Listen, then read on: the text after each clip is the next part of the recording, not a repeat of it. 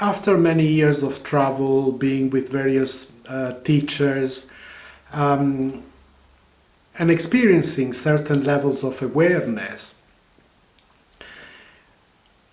at one point I became very interested in studying cosmology. I really felt I had to really find out, particularly when I was hearing this quantum universe, this quantum cosmology, and so forth. I mean, the idea that everything is coming from one energy, that at one level this energy has got no time and it's got no space, so the question does not arise what created it, meaning there was not a beginning.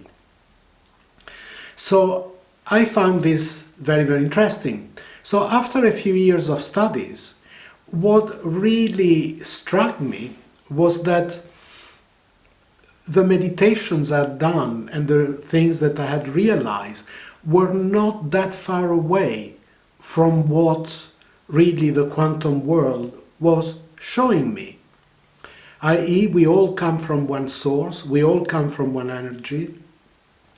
Once some waves, some virtual particles start creating a universe, those very first particles, like quarks, that form at the very beginning, is what is still making us, and it's making everybody. So from this, when we think that there is something before Abraham, before the creation, there is something which is, and it is our essence. So that's why then I was attracted to the word universal oneness, that which brings us together. So I am not using universal oneness as many people are doing on YouTube, in the sense that they're having psychic experiences and body travel and all that. I'm talking about a merger, a feeling of unity, but it's not just with which the energy from which we all come and are made of, but it's also to our relationship, because we are all brothers and sisters, and in the same way is the animals and the whole of nature. So in a way, that makes you deeply spiritual, that puts you very much in touch with what is a sense of love. But it also creates a certain distance from those ideologies that say somebody has had a revelation that you haven't had, and this is the absolute truth, and any objection to it can lead you to your torture and death. So this kind of conformist attitude to something that is put into our head really breaks. So there is something quite revolutionary in it. So from this universal oneness, then the understanding comes that true morality is not something so much that are in books because somebody else told us, maybe thousands of years ago. But the real morality comes because when you are in touch with this oneness, the eternal law is revealed to you. Don't do unto others what you wouldn't like others to do unto you, and do unto others what you would like others to do unto you. And most religions and philosophy have said something very similar. And I like to quote in this case, from Jesus for a particular reason. I mean, I'm not particularly a classical Christian as such, but I do have a great affection for Jesus, and particularly for the Gospel of Matthew, where he gives his teachings and he shows the way to the Father. So what is interesting is that when he announced himself to the world, he went into this mountain or this mount, and he talked to people, he announced to people what he was here for. And he told them many things, but at the end of it, he said, if you will deny these words of mine, and you will not put them into practice, I will deny you in front of the Father. You will be like a sower that throws seeds into stone. So he was very, very clear about that, that this is the way. So when he spoke and he told them, you have heard the old law that is very much based on a bit of trepidation, of fear, of punishment. So he said, I don't want to deny that, but I'm going to give you something that will fulfill that, but it will take you even a step higher in practicing it. And so he told them so many simple and many beautiful things.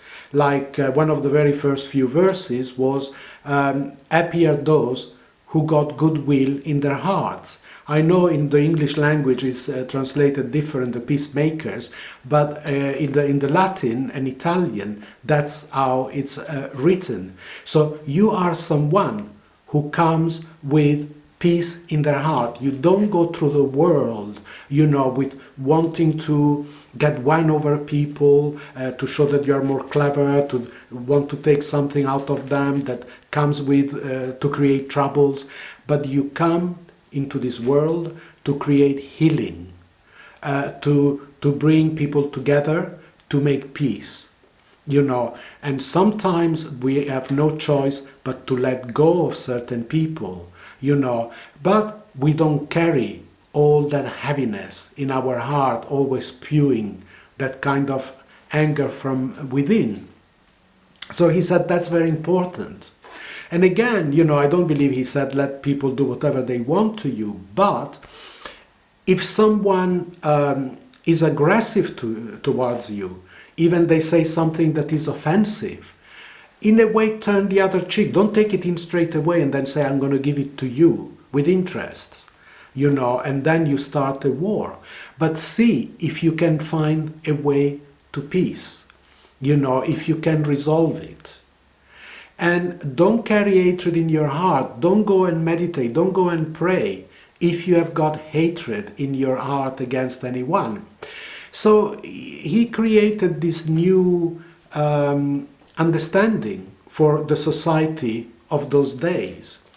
And he went through many, of these kind of commandments. But they were not commandments. They were an invitation to open one's own heart, and he said this is like a seed. It's not something that it will come to you all at once. You need to open your heart, you have to listen to my word, practice it, and then with time a seed will become a tree that will give shelter to people and to animals and nourishment. And the beauty of it is that at the end, it's a very long sermon, and I invite those that haven't read it in a long time or haven't read it at all, that it is very, very beautiful. But at the end of it, he says, all these things that I've told you, all the things that the prophets have told you, everything that the scriptures have ever written, just revolves around this one law, this one thing. Do unto others as you would like others to do unto you. And you can imagine a society that before acting could always remind themselves of that very thing.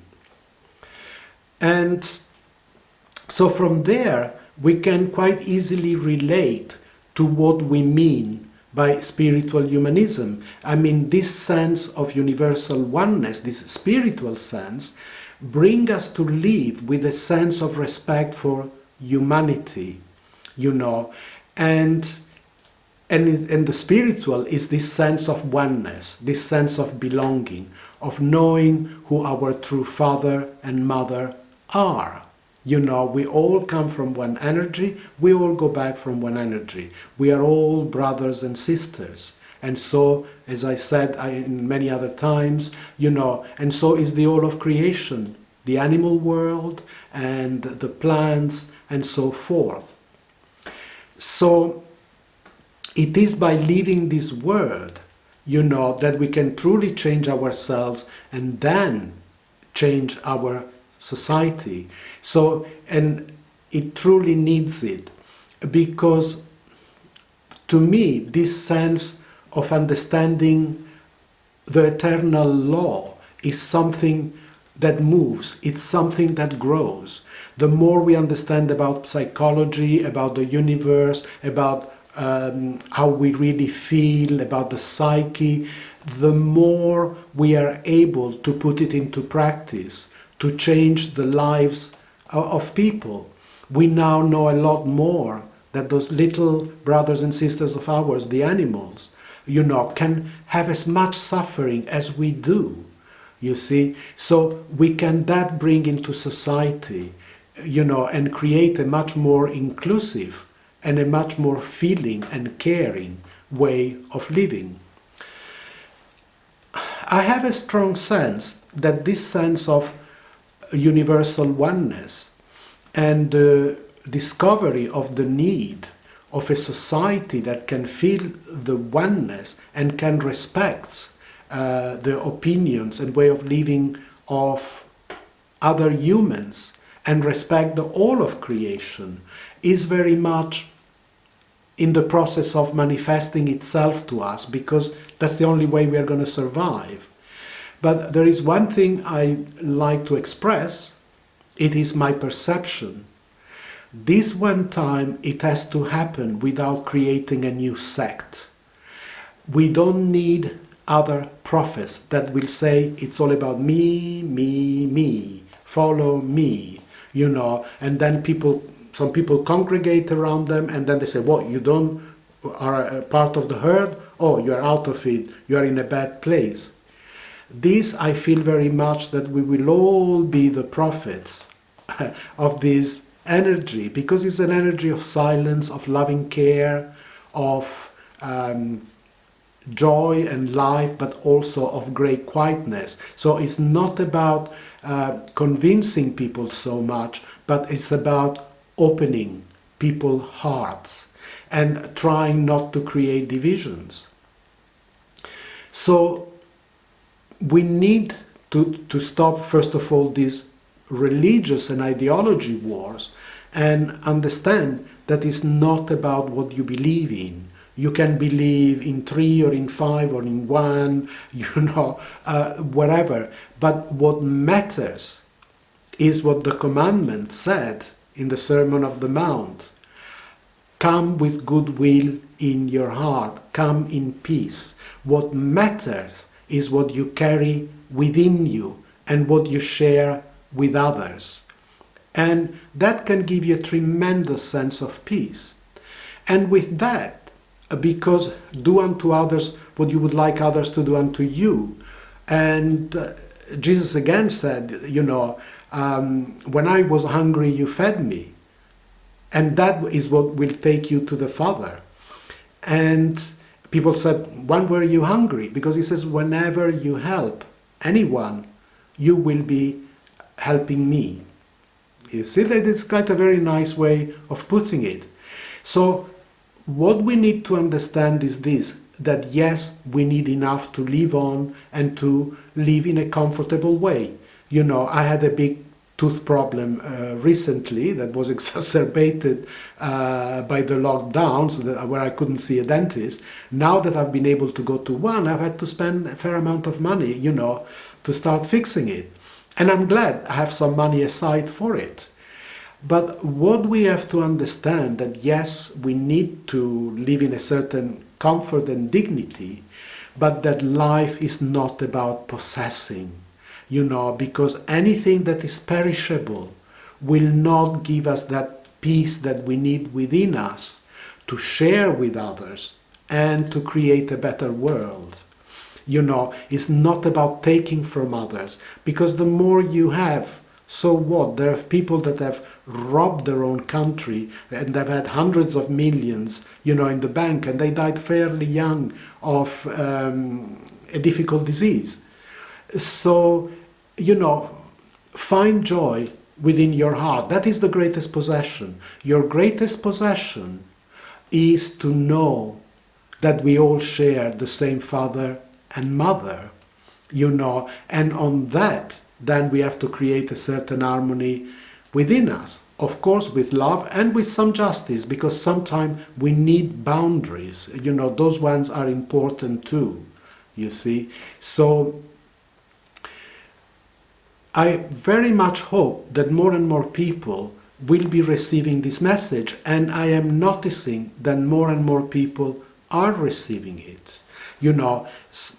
And I am not talking, about hearing voices and saying, oh, someone is telling me this, or, oh, I'm having visions, look at me, how amazing I am. It's not again by building up our either psychic ego or spiritual ego or that kind of thing.